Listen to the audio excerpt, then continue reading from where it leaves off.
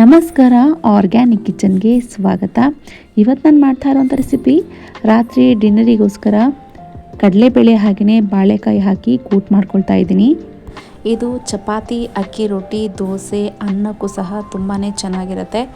ಈ ಬಾಳೆಕಾಯಿ ಆಗಿರಬಹುದು, ಬಾಳೆ ದಂಟು ಹಾಗೆಯೇ ಬಾಳೆ ಹೂವು ಇದನ್ನು ಬಳಸೋದ್ರಿಂದ ನಮಗೆ ತುಂಬಾ ಹೆಲ್ತ್ ಬೆನಿಫಿಟ್ಸ್ ಇದೆ. ಇದು ನಮ್ಮ ಹಾರ್ಟ್ ಹೆಲ್ತಿಗೆ ತುಂಬಾ ಒಳ್ಳೆಯದು. ಹಾಗೆಯೇ ವೆಯ್ಟ್ ಮ್ಯಾನೇಜ್ ಮಾಡ್ತೀನಿ, ವೆಯ್ಟ್ ಲಾಸ್ ಮಾಡ್ತೀನಿ ಅನ್ನೋರಿಗೂ ಸಹ ತುಂಬಾ ಒಳ್ಳೆಯದು. ಇದರಲ್ಲಿ ಗುಡ್ ವಿಟಮಿನ್ಸ್ ಅಂತ ಹೇಳಿದ್ರೆ ವಿಟಮಿನ್ ಸಿ ಹಾಗೆಯೇ ವಿಟಮಿನ್ B6 ಅನ್ನೋದು ಹೆಚ್ಚಾಗಿರೋದ್ರಿಂದ ವೆಯ್ಟ್ ಮ್ಯಾನೇಜ್ ಮಾಡಲಿಕ್ಕೆ ತುಂಬಾ ಹೆಲ್ಪ್ ಮಾಡುತ್ತೆ. ಹಾಗೆಯೇ ಬ್ಲಡ್ ಶುಗರ್ ಇರೋರು ಸಹ ಬಾಳೆಕಾಯಿನ ಯೂಸ್ ಮಾಡೋದ್ರಿಂದ ಬ್ಲಡ್ನಲ್ಲಿ ಶುಗರ್ ಲೆವೆಲ್ ಸಹ ಕಂಟ್ರೋಲ್ನಲ್ಲಿರುತ್ತೆ. ಹಾಗೆಯೇ ಹೊಟ್ಟೆನಲ್ಲಿ ಸಮಸ್ಯೆ ಇರುವವರು, ಹೊಟ್ಟೆಯ ಅಲ್ಸರ್ ಅಥವಾ ಹೊಟ್ಟೆ ನೋವು ಅಂತ ಹೇಳೋರು ಸಹ ಬಾಳೆಕಾಯಿ ಅಥವಾ ಬಾಳೆ ದಂಟನ್ನು ಬಳಸೋದ್ರಿಂದ ಹೊಟ್ಟೆನಲ್ಲಿರುವಂತಹ ಏನೇ ಸಮಸ್ಯೆ ಇದ್ದರೂ ಸಹ ಸುಧಾರಣೆ ಆಗುತ್ತೆ ಅಂತಲೇ ಹೇಳಬಹುದು. ಹಾಗೆಯೇ ಈ ಬಾಳೆಕಾಯಿನ ತಿನ್ನೋದ್ರಿಂದ ಇದು ಹೊಟ್ಟೆ ತುಂಬಿದ ರೀತಿಯಲ್ಲೇ ನಮಗೆ ಫೀಲ್ ಕೊಡುತ್ತೆ. ಹಾಗಾಗಿ ಹೆಚ್ಚಿನ ಹೊತ್ತು ಹೊಟ್ಟೆ ಕೂಡ ಹಸಿಯೋದಿಲ್ಲ ಅಂತಲೇ ಹೇಳ್ಬೋದು. ಇದರಿಂದ ವೆಯ್ಟ್ ಲಾಸಿಗೂ ಸಹ ತುಂಬಾ ಹೆಲ್ಪ್ ಆಗುತ್ತೆ. ನಮ್ಮ ಮನೆಯಲ್ಲಂತೂ ವಾರದಲ್ಲಿ ಒಂದು ಸರಿ ಆದರೂ ಬಾಳೆದಂಟು ಹಾಗೆಯೇ ಬಾಳೆಕಾಯಿ ಪಲ್ಯ ಅಂತೂ ಮಾಡ್ಕೊಳ್ತಾನೆ ಇರ್ತೀನಿ. ಇವಾಗ ಮೊದಲಿಗೆ ನಾನು ಬಾಳೆಕಾಯಿನ ನೀಟಾಗಿ ವಾಶ್ ಮಾಡಿಕೊಂಡು ಈ ರೀತಿಯಾಗಿ ಕಟ್ ಮಾಡಿ ಇಟ್ಕೊಂಡಿದ್ದೀನಿ. ಇದಾದಮೇಲೆ ಇದಕ್ಕೆ ಸ್ವಲ್ಪ ಮಸಾಲೆ ರೆಡಿ ಮಾಡ್ಕೊಳ್ಳೋಣ. ಇದಕ್ಕೆ ಮೊದಲಿಗೆ ಸ್ವಲ್ಪ ಕಾಯಿ ತುರಿ ಹಾಕ್ಕೊಂಡಿದ್ದೀನಿ. ಇದಾದಮೇಲೆ ಒಂದು 10ರಿಂದ 15 ಎಸಲಾಗುವಷ್ಟು ಬೆಳ್ಳುಳ್ಳಿ, ಒಂದು 10ರಿಂದ 20 ಗೋಡಂಬಿ ಹಾಗೆಯೇ ಒಂದು ಅರ್ಧ ಈರುಳ್ಳಿ ಹಾಕ್ಕೊಳ್ತಾ ಇದ್ದೀನಿ. ಇದಾದಮೇಲೆ 1 ಸ್ಪೂನ್ ಆಗುವಷ್ಟು ಸೋಂಪು, 1 ಸ್ಪೂನ್ ಆಗುವಷ್ಟು ಜೀರಿಗೆ, ಒಂದು ಅರ್ಧ ಇಂಚು ಚಕ್ಕೆ, 2 ಲವಂಗ ತಗೊಳ್ತಾ ಇದ್ದೀನಿ. ಹಾಗೆಯೇ ಖಾರಕ್ಕೆ 1 ಸ್ಪೂನ್ ಆಗುವಷ್ಟು ಧನಿಯಾ ಪೌಡರ್, ನಮ್ಮ ಖಾರಕ್ಕೆ ಅನುಗುಣವಾಗಿ ಚಿಲ್ಲಿ ಪೌಡರ್ನ ಹಾಕ್ಕೊಂಡು ಕೊನೆಯಲ್ಲಿ ಸ್ವಲ್ಪ ಕೊತ್ತಂಬರಿ ಸೊಪ್ಪು ಹಾಕ್ಕೊಂಡು ಸ್ವಲ್ಪ ನೀರು ಹಾಕ್ಕೊಂಡು ನುಣ್ಣಗೆ ರುಬ್ಕೊಳ್ಬೇಕು. ಇದಿಷ್ಟೇ ಇದಕ್ಕೆ ಮಸಾಲೆ. ತುಂಬಾ ಟೇಸ್ಟಿಯಾಗಿರುತ್ತೆ ಇದು ಬಾಳೆಕಾಯಿಯ ಗೊಜ್ಜು. ಯಾರಿಗೆಲ್ಲ ಬಾಳೆಕಾಯಿ ಅಂದರೆ ಇಷ್ಟನೋ ಈ ರೀತಿ ಒಂದ್ಸರಿ ಟ್ರೈ ಮಾಡಿ. ರೊಟ್ಟಿಗಳಿಗೆ, ಇಡ್ಲಿಗೆ ಮಾಡ್ಕೊಳ್ಳೋದಾದರೆ ಸ್ವಲ್ಪ ತೆಳ್ಳಗೆ ಮಾಡಿಕೊಂಡ್ರೆ ಆಯಿತು. ನಾನಿವತ್ತು ಚಪಾತಿ ಮಾಡ್ಕೊಳ್ಳೋದ್ರಿಂದ ಗೊಜ್ಜಿನ ರೀತಿಯಲ್ಲೇ ಮಾಡ್ಕೊಳ್ತಾ ಇದ್ದೀನಿ. ಮಸಾಲೆ ಸಹ ರೆಡಿಯಾಗಿದೆ. ಇವಾಗ ಕುಕ್ಕರಿಗೆ ಒಂದು 3ರಿಂದ 4 ಸ್ಪೂನ್ ಆಗುವಷ್ಟು ಎಣ್ಣೆ ಹಾಕ್ಕೊಂಡು ಒಗ್ಗರಣೆಗೆ ಸಾಸಿವೆ, ಜೀರಿಗೆ ಹಾಗೆಯೇ ಸ್ವಲ್ಪ ಅರಿಶಿನ ಹಾಕ್ಕೊಳ್ತಾ ಇದ್ದೀನಿ. ಅದಾದಮೇಲೆ ಸಣ್ಣ ಕಟ್ ಮಾಡಿ ಇಟ್ಕೊಂಡಿರುವಂತಹ ಒಂದು ಈರುಳ್ಳಿ ಹಾಕ್ಕೊಳ್ತಾ ಇದ್ದೀನಿ. ಇದು ಕೆಂಪಗಾಗೋವರೆಗೂ ಹುರ್ಕೊಂಡು ಇದ್ರ ಜೊತೆಗೆ ಒಂದು 2ರಿಂದ 3 ಟೊಮ್ಯಾಟೊನ ಸಹ ಹಾಕ್ಕೊಳ್ತೀನಿ. ನಾವು ಬಾಳೆಕಾಯಿ ಗ್ರೇವಿ ಮಾಡ್ಕೊಳ್ಬೇಕಾದ್ರೆ ಬರೀ ಬಾಳೆಕಾಯಿನೇ ಹಾಕ್ಕೊಂಡ್ರೆ ನಮ್ಗೆ ಅಷ್ಟು ಟೇಸ್ಟ್ ಅನಿಸೋದಿಲ್ಲ.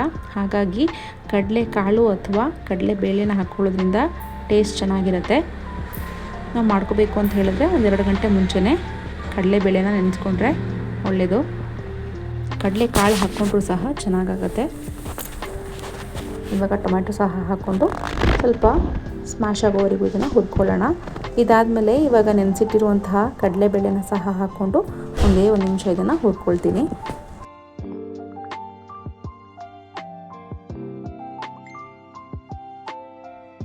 ಇದಾದಮೇಲೆ ಇವಾಗ ಕಟ್ ಮಾಡಿ ಇಟ್ಕೊಂಡಿರುವಂತಹ ಬಾಳೆಕಾಯಿನ ಸಹ ಹಾಕ್ಕೊಳ್ಬೇಕು. ನಮ್ಗೆ ಯಾವ ಸೈಜ್ನಲ್ಲಿ ಬೇಕೋ ಆ ಸೈಜ್ನಲ್ಲಿ ಕಟ್ ಮಾಡ್ಕೊಳ್ಬಹುದು. ಇದನ್ನು ಸಹ ಒಂದು 2 ನಿಮಿಷ ಹುರ್ಕೊಂಡು ಇದರ ಜೊತೆಗೇ ಇವಾಗ ನಾವು ರುಬ್ಬಿಟ್ಕೊಂಡಿರುವಂತಹ ಮಸಾಲೆನ ಹಾಕಿ ರುಚಿಗೆ ತಕ್ಕಷ್ಟು ಉಪ್ಪನ್ನು ಹಾಕಿ ಒಂದು 2ರಿಂದ 3 ವಿಷಲ್ ಕೂಗಿಸ್ಕೊಂಡ್ರೆ ಕಡಲೆಬೇಳೆ ಹಾಕಿ ಮಾಡಿರುವಂತಹ ಬಾಳೆಕಾಯಿನ ಕೂಟ್ ರೆಡಿ ಆಗುತ್ತೆ. ಈ ಮಸಾಲೆನ ಹುರ್ಕೊಳ್ಳೋ ಅವಶ್ಯಕತೆ ಇಲ್ಲ. ನಾವು ಡೈರೆಕ್ಟಾಗಿ ಕುಕ್ಕರ್ನಲ್ಲೇ 2ರಿಂದ 3 ವಿಷಲ್ ಮಾಡಿಸ್ಕೊಳ್ಳೋ ಕಾರಣ ನಾವು ಹುರ್ಕೊಂಡು ಹಾಕ್ಕೊಳ್ಬೇಕು ಅನ್ನೋ ಅವಶ್ಯಕತೆ ಇಲ್ಲ.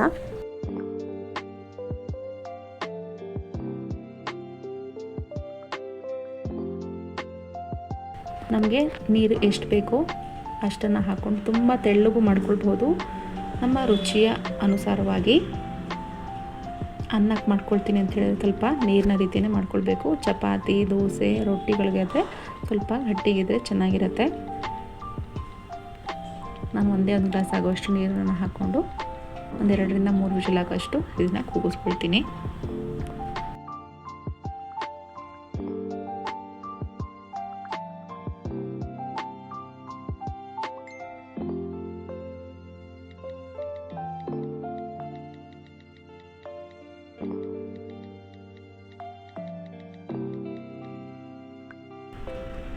ನೋಡಿ, ಇಷ್ಟು ನೀರು ಹಾಕ್ಕೊಂಡ್ರೆ ಸಾಕು.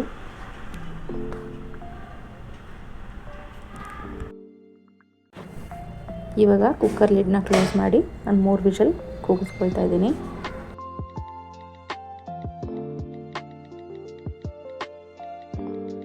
ಇವಾಗ ಕುಕ್ಕರ್ ಸಹ ತಣ್ಣಗಾಗಿದೆ. ಆಹಾ, ಎಂಥ ಘಮ ಬರ್ತಾ ಇದೆ ಗೊತ್ತಾ. ಬಾಳೆಕಾಯಿ ಕಡಲೆಬೇಳೆ ಹಾಕಿರುವಂಥದ್ದು ತುಂಬಾ ಟೇಸ್ಟಿಯಾಗೂ ಸಹ ಆಗಿತ್ತು. ನೀವು ಕೂಡ ಒಮ್ಮೆ ಟ್ರೈ ಮಾಡಿ. ನಾನಿವತ್ತು ಬಾಳೆಕಾಯಿ ಹಾಗೆ ಕಡಲೆಬೇಳೆ ಕೂಟ್ ಜೊತೆಗೆ ಚಪಾತಿ ಮಾಡ್ಕೊಂಡಿದ್ದೆ.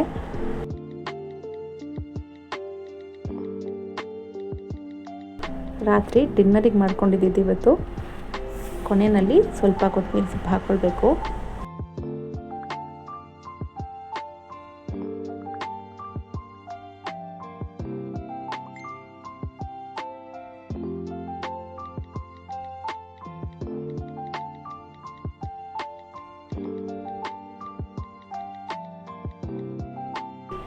ಎಷ್ಟು ಭೋಜನ ರೀತಿ ಇದ್ರೆ ಆಯಿತು.